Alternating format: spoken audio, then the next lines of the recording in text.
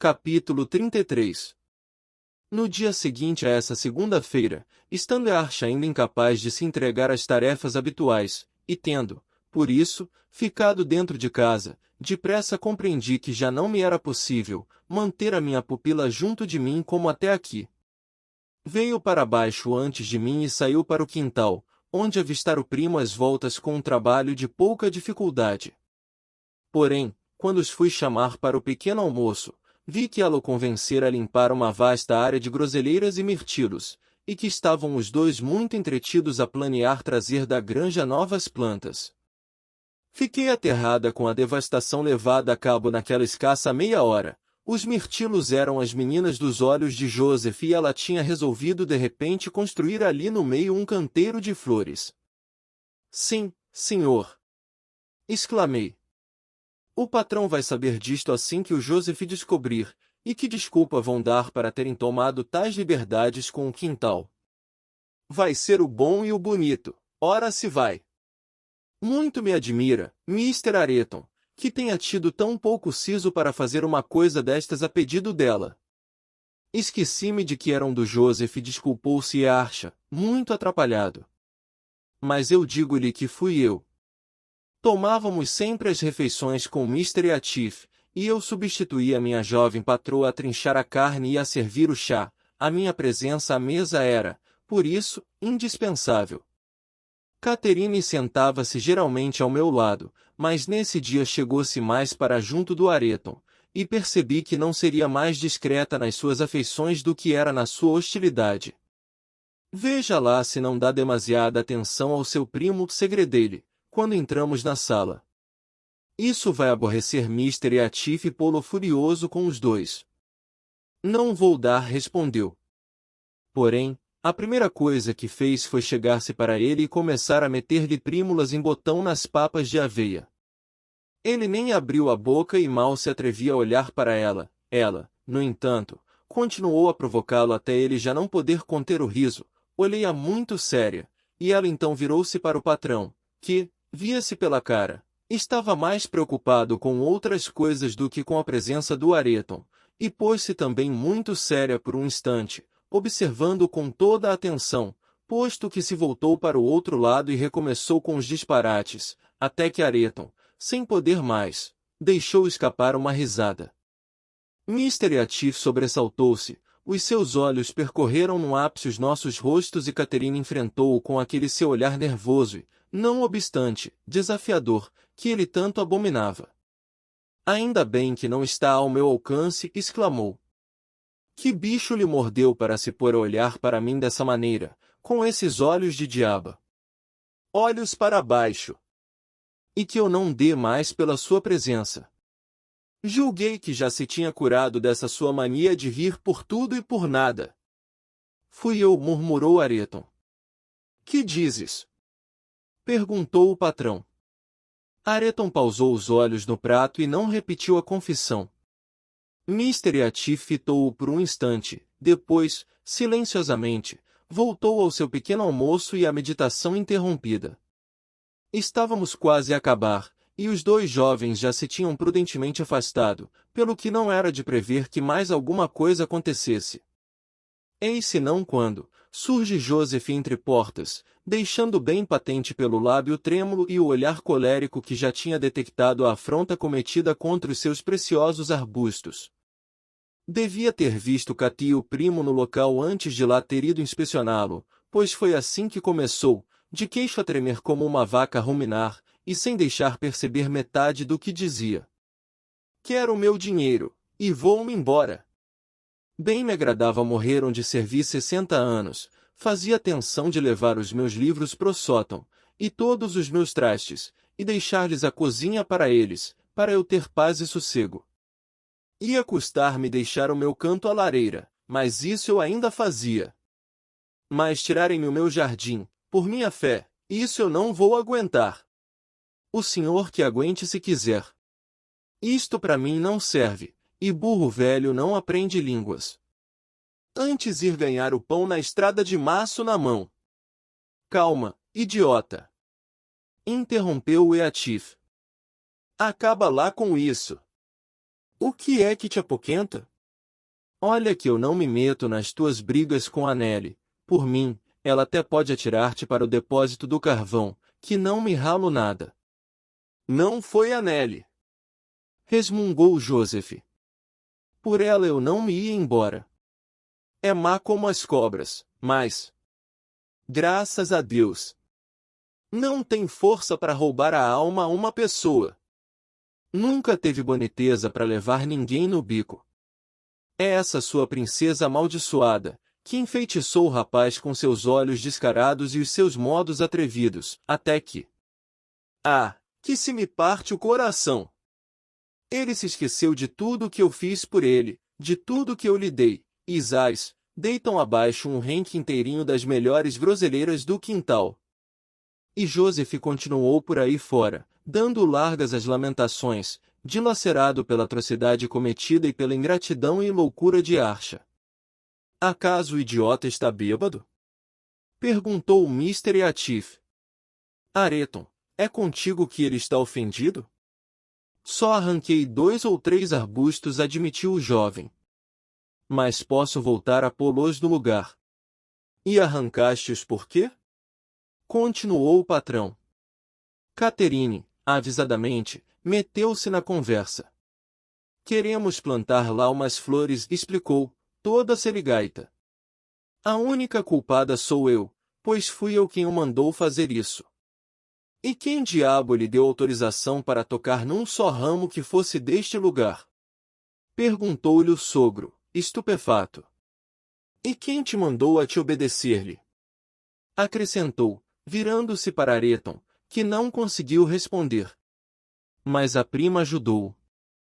O senhor não devia estar a regatear uns palmos de chão para eu enfeitar, quando me tirou todas as minhas terras. As suas terras, sua cadela insolente? Pois se nunca teve nada. Bradou Eatif. E o meu dinheiro também, prosseguiu ela, devolvendo-lhe o olhar irado, ao mesmo tempo que trincava uma côdea de pão, o que restava do seu pequeno almoço. Silêncio! Exclamou Eatif. Já chega, ponha-se daqui para fora. E as terras do Areton, e o dinheiro dele? Continuou a temerária rapariga. Agora, eu e o Areton somos amigos e vou contar-lhe tudo o que sei de si. O patrão pareceu ficar atordoado por um instante. Empalideceu e levantou-se, sempre de olhos postos em Catherine, com um ódio mortal no olhar. Se me bater, o Areton dá cabo de si. Ameaçou ela. Por isso, é melhor sentar-se. Se o Areton não a levar daqui para fora, mando-o para o inferno, bradou Eatif. Bruxa maldita! Como ousa virá-lo contra mim? Fora com ela! Não ouves? Leva-a para a cozinha. Olha que eu mato-a, Elendin, se a deixas aparecer outra vez à minha frente. O Areton tentou convencê-la a socapa a ir-se embora. Levem-na daqui! Gritou, ameaçadoramente. Ou vão ficar na conversa. E, dizendo isto, aproximou-se dela para executar a sua própria ordem. Ele já não lhe obedece mais, seu malvado! Exclamou Catherine. E não tarda que o odeie tanto como eu. Calma, calma! Murmurou o jovem em tom de censura. Não consinto que fales assim com ele. Já chega. Mas não vais deixar que ele me bata, pois não? Gritou ela. Vamos embora! Insistiu ele baixinho, mas com firmeza. Demasiado tarde. Eatif já a tinha agarrado. Agora tu vais-te embora! Disse, virando-se para Earcha. Bruxa maldita! Desta vez ela provocou-me quando não devia e vou fazê-la arrepender-se para sempre. Tinha-a presa pelos cabelos com uma mão, Areton tentou soltar-lhe os caracóis, implorando-lhe que, só por aquela vez, não a magoasse. Os seus olhos negros faiscavam e parecia prestes a fazer Catherine embocados, e eu já me preparava para me arriscar a vir em seu auxílio, quando, de repente, os dedos dele afrouxaram, largando-lhe os cabelos e agarrando-lhe o braço, e os seus olhos se fixaram intensamente no rosto dela. Em seguida, levou a mão aos olhos, cobrindo-os, ficando assim por um momento, aparentemente para se controlar, e, voltando-se de novo para Catherine, disse com uma calma forçada: "Tende a aprender a não me enfurecer, senão ainda um dia a mato. Vá com a Ellen e deixe-se estar com ela, ela que a ature. Quanto ao Areton e Archa, se o apanho a dar-lhe ouvidos, mando ganhar o pão onde o conseguir arranjar.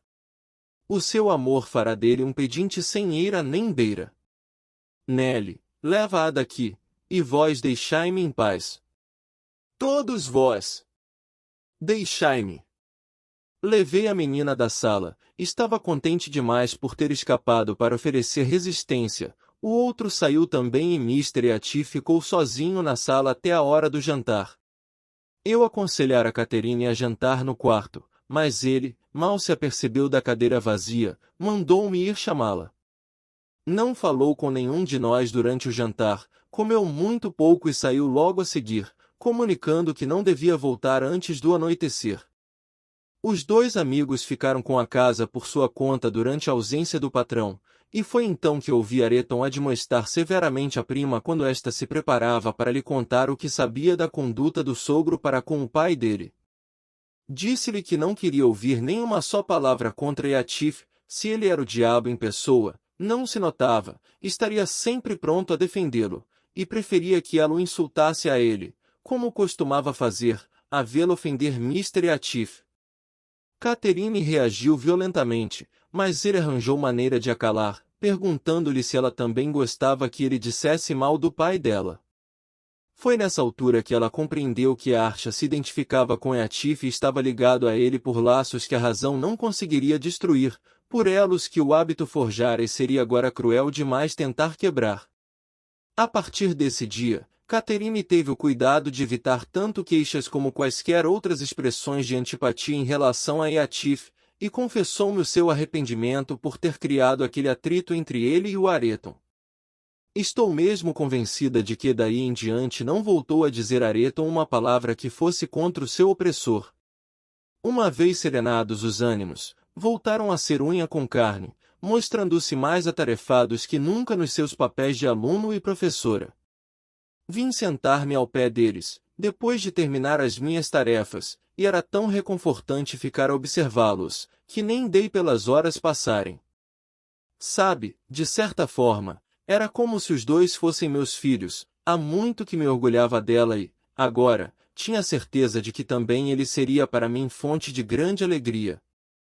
A sua natureza honesta, afável e inteligente depressa dissipou as nuvens de ignorância e degradação em que fora criado, e os elogios sinceros de Catherine funcionaram como um estímulo.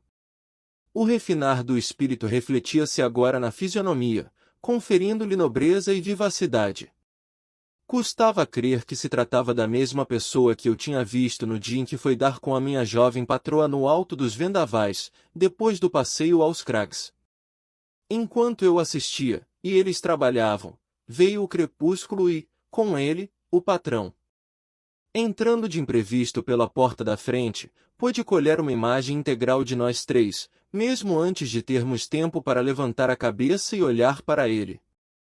Bem, pensei eu, cena mais bonita e inofensiva não pode haver, será um escândalo ralhar com eles.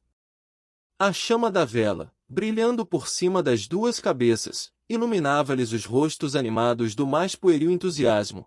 É que, apesar dos 23 anos dele e dos 18 dela, cada um tinha tanta coisa nova para experimentar e para aprender que não sentiam, nem davam mostra, do sóbrio desencantamento próprio das idades mais maduras. Levantaram os dois os olhos ao mesmo tempo, ao encontro dos de Mr. Eaty. Talvez o senhor não tenha reparado que os olhos dele são precisamente iguais e exatamente como os de Catherine Archa. Esta Catherine não tem outras parecenças com ela, exceto a testa alta e um certo arquear das narinas que, quer ela queira, quer não, lhe dá aquele ar altivo. Com Areton as semelhanças vão mais longe, bem visíveis em qualquer altura, eram particularmente flagrantes agora, que os seus sentidos estavam alerta e as suas faculdades mentais despertas para uma atividade desusada. Suponho que esta semelhança terá desarmado Mr. Atif. Dirigiu-se para a chaminé visivelmente agitado, mas serenou mal olhou para o jovem, ou, melhor dizendo, mudou de expressão, pois a emoção continuava lá. Arrancou o livro das mãos de Areton, olhou de relance para a página em que ele estava aberto e devolveu-lhe sem comentários, limitando-se a fazer sinal a Catherine para se retirar. O amigo saiu logo a seguir, e eu preparava-me para ir atrás quando Atif me mandou ficar sentada. Triste final, não te parece? Observou, depois de ter meditado por uns momentos na cena que acabará de presenciar.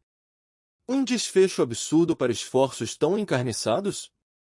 Trago eu alavancas e picaretas para demolir as duas casas, treino-me para um trabalho digno de Hércules, e quando tudo está pronto e ao meu alcance, descubro que perdi a vontade de levantar as primeiras telhas.